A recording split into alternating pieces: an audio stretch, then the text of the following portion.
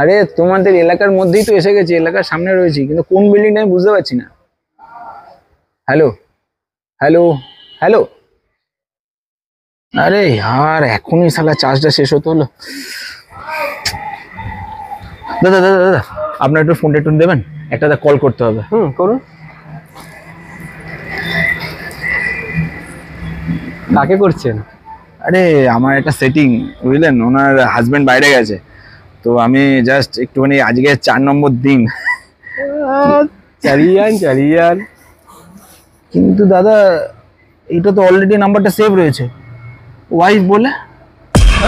তোর মারুম টাইম লয়ে মারুম, তোরে অনেক টাইম লয়ে মারুম। মার কখন তোমার মাইরা ভালো মাইরা ভালো।